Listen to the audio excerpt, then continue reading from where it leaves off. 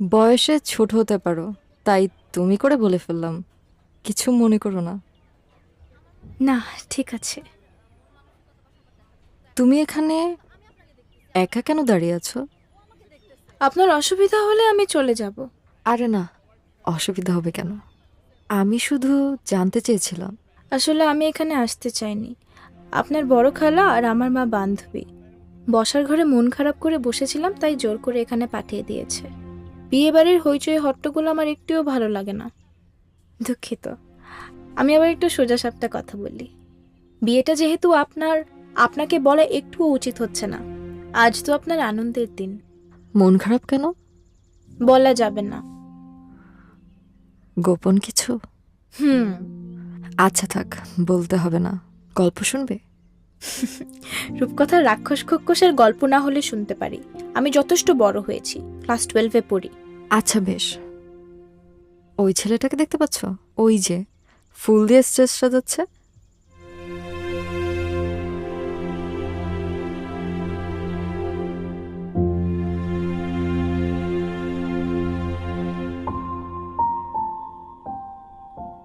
হুম হুম।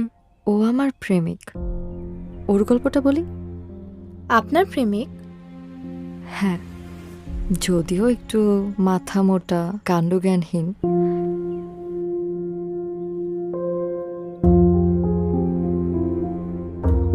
না হলে কেউ নিজের প্রেমিকার অনুষ্ঠানের স্টেজ সাজায়? আপনার প্রেমিক কি করে হলো? আমাদের বাসার কাছে ওর একটা নার্সারি আছে, পাশাপাশি ইভেন্টও করে।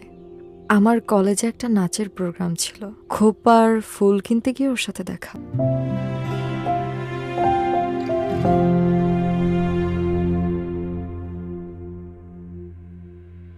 আমাকে কিছু রজনীগন্ধা আর গ্ল্যাডিওলাস দিন।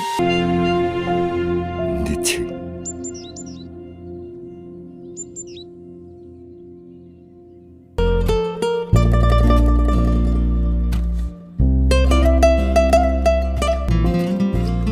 মেয়ে হওয়ার সুবাদে অনেকের অনেক রকম তাকানো সহ্য করেছি, কিন্তু ও যেভাবে আমার দিকে তাকিয়েছিল, ইচ্ছে হচ্ছিল বলি, আরো কিছুক্ষণ তাকিয়ে থাকুন।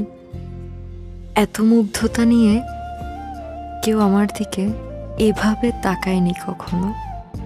আমার নেয়ার কথা ছিল রজনীগন্ধা আর গ্ল্যাডিওলাস, কিন্তু ও হয়তো জেনে বুঝেই আমার কেনা ফুলগুলোর সাথে কয়েকটা কাঠগোলাপ প্যাক করে দেয়। ওয়াও, কাঠগোলাপ! হ্যাঁ, সুন্দর কিছু কাঠগোলাপ। কেন দিল সে বিষয়ে ঝগড়া করার জন্য পরের দিন আবার ওর দোকানে যাই। এই যে, তুই এখন এখানে দাঁড়িয়ে আছিস, রেডি হসনি? ওরা তো চলে আসছে বলে। ভালো লাগছে না মা, কেন তোমরা শুধু শুধু এত আয়োজন করতে গেলে? বলেছিলাম তো খুব সাদাসিধেভাবে সব সারতে, কিন্তু না, তোমরা শুনলে না। এখন তাই বললে কি হয়? হুম, তুই আমার একমাত্র মেয়ে, এইটুকু আয়োজন তো করতেই হয়, তাই না? ওই যে, ওরা চলে এসেছে। যাই, তাড়াতাড়ি তুই রেডি হয়ে নে, আমি ওদেরকে রিসিভ করে আসছি। আসো আসো, তাড়াতাড়ি আসো। এই হলো আমার মা, দেখলে তো। আগেই দেখেছি। তুমি না হয় রেডি হও, আমি আন্টির সাথে যাই। কি হলো? আচ্ছা যাও। এখানে দাঁড়াতে ওকে, বলছি বাই। কেন? এটা সরাও।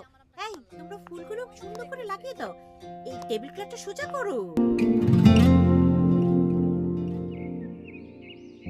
লাইটার হারানোটা তোমার অভ্যেস হয়ে গেছে।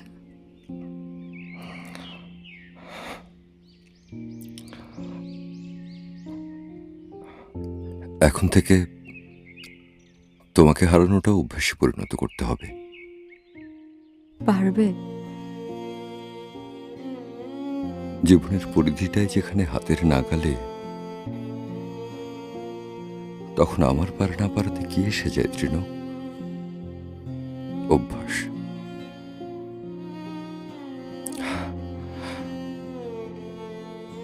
অভ্যাস এমন এক রাস্তা